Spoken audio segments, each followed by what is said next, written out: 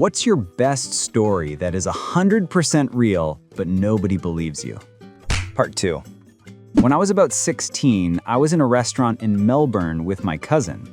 I noticed a young guy eating with his family. I said to my cousin, "Hi, look, it's Harry Potter," because of his similarities to Daniel Radcliffe. My cousin replied, that is Harry Potter? It was. He was in Australia shooting an Aussie film. A bit later, I went to the toilet to pee. Whilst I was at the urinal, Daniel came in and began to pee in the urinal next to me. I looked over at him and we made eye contact and he said, "Nice wand." Finished, washed his hands and walked out. No one has ever believed this, and only my cousin can vouch for the fact that we saw him, but not for what he said in the toilet.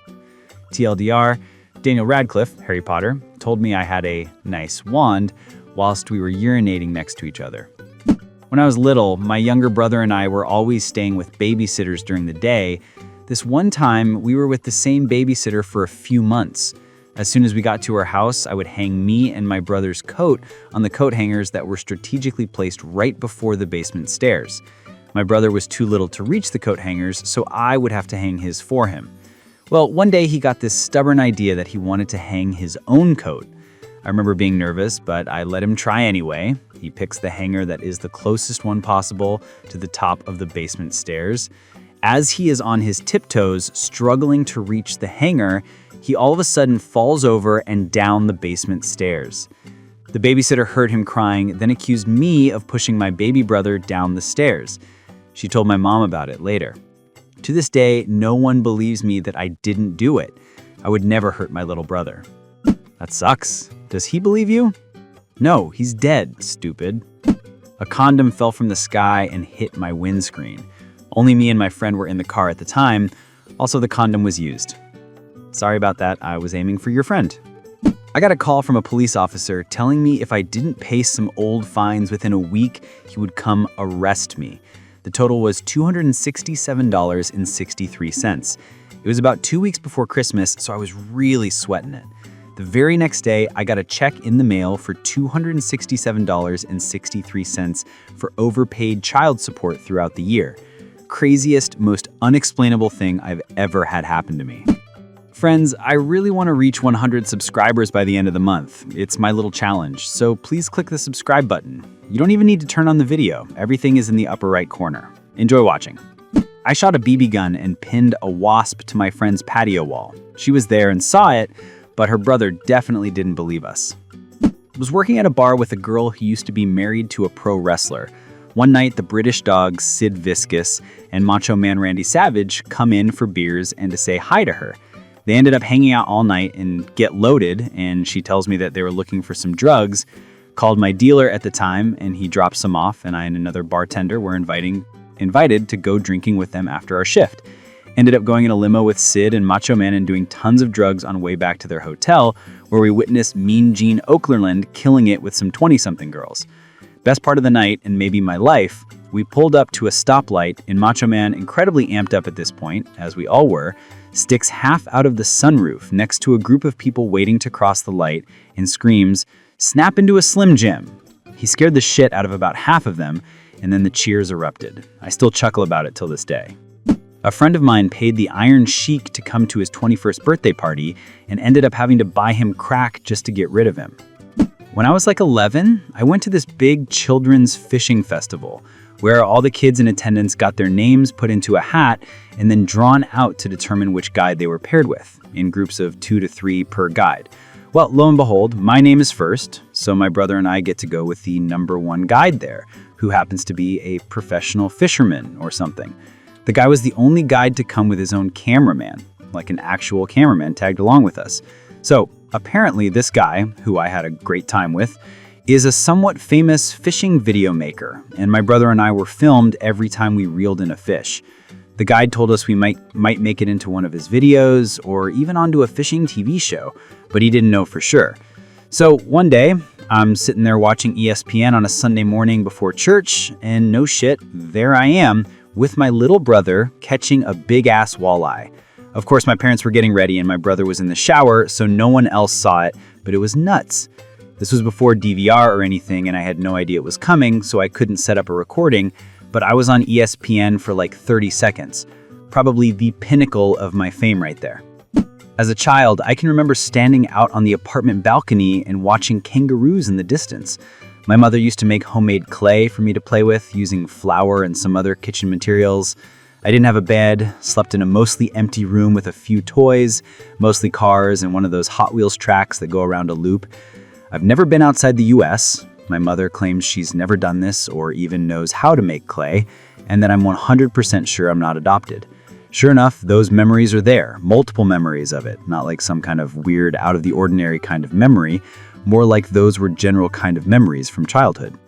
Sounds as though you may have reconstructed scenes from a television program or movie you saw as a child into a seemingly authentic personal memory. I've considered this too. Certainly plausible. Some show about the most mundane, poor Australian kid ever. When I was 8 years old, my dad and I were throwing the Nerf Whistler football out in the yard. My dad had quite the arm back in the day, so when we got done throwing around, he decided he wanted to send a laser right in the back of his truck from about 30 yards away. Naturally, I begin to run inside, and Dad accidentally hits me so hard with the Whistler that it has a permanent dimple in the side of my face. Lucky for me, though, it hit me square in the jaw where normal dimples usually are. That is probably the source of why people don't believe me, but that shit happened. Hearing that high-pitched whistle coming directly from my face was absolutely terrifying. Back in high school, I could throw a pigskin a quarter mile. I posted this story a few weeks ago and got a lot of replies suggesting I had fabricated it. The story, however, is 100% true. So, my friends and I are sitting in my apartment, and my buddy Asian Nate, the Asian part of the story is pertinent to the story, but also what we called him, begins telling a story about how he had recently jizzed in his own eye while fapping. Nate is a horrible storyteller. In the middle of his story, my other buddy, Jeremiah, gets up to use the restroom. For context, Asian Nate is sitting in a lazy boy recliner that is in the corner of the living room. The restroom that Jeremiah is visiting is at the opposite end of the room and a few feet down a hall. If I had to wager, I say the door to the restroom was a good 20 feet from the recliner. Also, pertinent to the story. Nate rambles for long enough that Jeremiah has time to take a leak and wash his hand and step back into the hallway to hear the end of the story. Apparently, Jeremiah's hands were feeling a bit chapped, and he decided to grab the economy-sized bottle of Jergens lotion from our bathroom. Yeah, when 4 dudes live in an apartment, the 32 FL ounce lotion bottle is a good investment. And stand in the hall while applying said lotion to his hands to hear the end of Asian Nate's fapping story. Well, I guess Jeremiah lubed his hands up a little bit more than he expected, and just as Asian Nate finally delivers the punchline to his jizz in the eye story, Jeremiah loses his grip on the Jergens bottle. The miracle of physics that then took place is hard to do justice. The bottle did a perfect 180-degree inversion, landing pump down on the floor. As Asian finally says the words, "and then I jizzed in my own eye," a stream of Jergens lotion is ejected at near light speed and lands some 20 feet away directly in Asian Nate's eye. If I live to 100, I will never see a more serendipitous series of events. It was magical. I fail to see how Asian is pertinent to the story. Once, an earwig broke my headphones by pinching the lead. Now, I'm no entomologist, and I don't know if earwigs actually possess enough pincer strength to break wires, but those headphones were working, an earwig pinched the lead, and then they no longer worked. Obviously, it wanted your ears to be unobstructed so it can crawl in and eat your brains. When I was 12 years old, I owned a Chihuahua named Taco. We named him this because he looked identical to the famous Taco Bell dog on the commercials, Yo quiero Taco Bell. Anyways, one day at home, Gulf Coast of Florida, I took Taco out for a little walk so he could go to the bathroom. Well, mind you, Chihuahua's legs are so short that if they run away, you can literally go catch them with no problems, so leashes aren't required. So back to the story, Taco was minding his own business, and as the 12-year-old boy I got distracted by a pair of lizards humping on a nearby tree. I noticed a shadow fly by and then heard a little yelp. I switched my focus only to see Taco in the talons of an eagle or hawk flying away into the sunset. I then proceeded to scream, "Taco, no!" But I couldn't do anything about it. So I walked inside and told my mom, and she still doesn't believe me to this day. 8 years later, no one believes me, and I am still missing Taco. In 1974, Carlos Santana's brother George was playing in a band at the club I bartended at. This was a Monday night, small crowd. About 10 p.m., Carlos came in and sat at the bar all night. I was the only bartender. Had a long conversation with him. Nice guy, but a little eccentric. When I lived in Las Vegas, I was getting my truck washed on a random afternoon and ran into him at the gas station. I sat across from him nicely, trying to make sure it was him, and he kind of smiled at me and nodded my head like, yeah, it's me. After that, I just let him be on his way. Everyone says I should have bothered him, but he was just getting his car washed. No biggie. Like 6 years ago, I accidentally jumped into my parents' pool with my iPod and headphones in my pocket after mowing the lawn in the scorching heat. I freaked out and got out as quick as possible. My iPod was still on in my pocket when I pulled it out. Now, I had probably 2,000 songs on this thing. Yet the song that showed up on shuffle was The Sound of Silence. It played for about 10 seconds, then my iPod passed on. People pretend to believe me, but I know they doubt it. I was at a deli and a Hasidic Jewish guy, complete with the beard and glasses, in front, asked me if I had a pipe. I was a stoner, so I showed him what I had. I assumed he meant tobacco. Then he pulls out a tiny jar of weed. We then walked to a nearby park and smoked weed and talked for 3 hours. Jews are huge stoners. This isn't surprising in the least. The middle-aged Jewish dads-in-law make up about half of the dispensary clientele. I've posted this before. I received 100+ comments and messages saying that shit's not true, but it is. I was in high school. I'm at a friend's house party. My girlfriend got belligerent drunk. I'm struggling to enjoy myself because I was barely buzzed and she was being annoying. She won't stop talking about how horny she is. I just want her to pass out.